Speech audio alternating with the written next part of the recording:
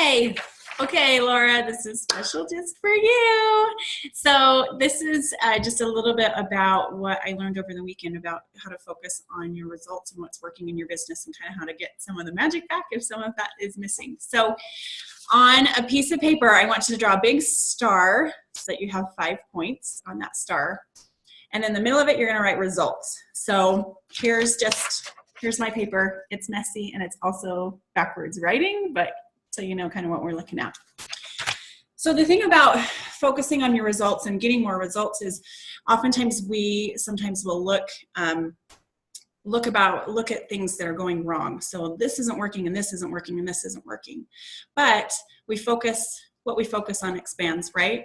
So if we changed the frame and think about, okay, what things have been successful in the past for me and what has worked for me, those successes are a recipe. So what are the pieces that have worked before? And let's just identify the success markers. So on this 5-pointed star on your paper, we're just going to talk real quickly about the success markers in your business.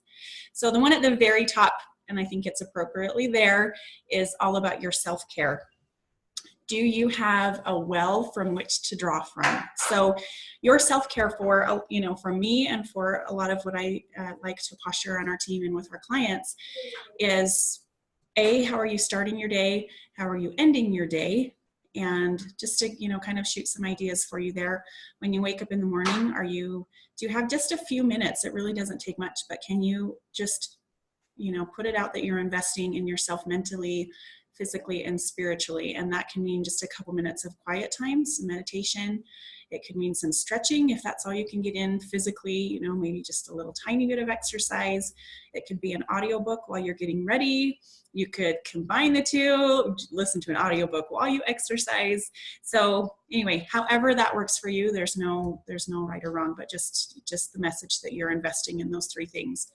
And then how you're closing your day as well. How do you shut yourself down in the evening? We talk a lot about your mirror exercise and how powerful the words that you say to yourself are. So we get a little uncomfortable with ourselves. We look in the mirror, we count some wins for the day, and that could be that your children are still alive, or that your husband is still alive, or that you reached out to someone, you said a kind word, you made eye contact with someone. Obviously you can find some things that you've done well during the day. So count your wins. Also, what are the positive affirmations that you're saying to yourself? Some of the ones that really resonate with me are that I'm worthy, that I believe in myself, that I trust myself, whatever speaks to you. And then just to close it by saying, I love you to yourself in the mirror, because you cannot give to other people what you're not giving to yourself. So that's number 1 at the top of your star, is your self-care. The second success marker on this results star is how are you nourishing your network? And first, let me say that, as we're looking at these things, it's not about diving into all of them all at once. It's, what's going well in those areas, and maybe what's just 1 or 2 things that I could focus a little bit more on in those areas. So as far as nourishing your network, really what you do is it's just all relational. You might have somebody that's not ready to become a coach or to become a client, but if you're still building that relationship, it always, comes around eventually. So how are you nourishing your network? Are you participating in things in your community? This is also, this is outside of just, connecting with your clients every week or having mentor calls with your coaches. This is about how do you show up in your network, in your circle of influence. And that could mean, for me, this lights me up because I like to gift and I like to do those kinds of things for people. But, maybe thank you cards, or recognizing someone if they've had a baby or a wedding. Maybe somebody that in your neighborhood, or just a friend that's, not a client, not a coach, but you have a relationship with them. Maybe they're struggling and you can reach out and just say, I'm thinking about you. How can I support you through that? So that's the second one, nourishing your network and how important that is.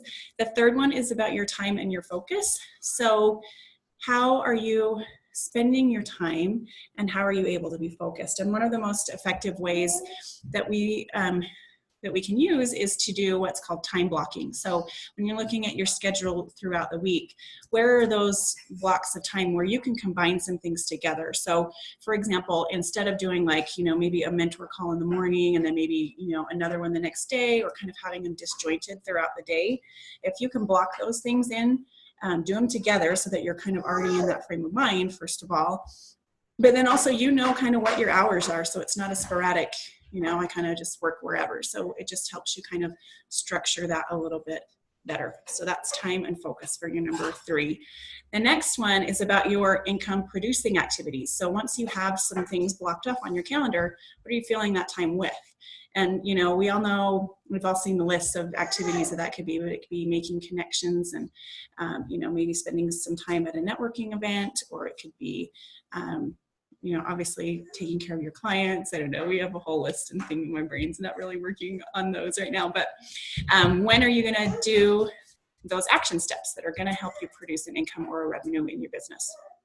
And then the last one that is about just how are you being visible and how are people knowing about you? So this, you know, this kind of can coincide with income producing activities a little bit, because, you know, are you active in social media? Do people know who you are?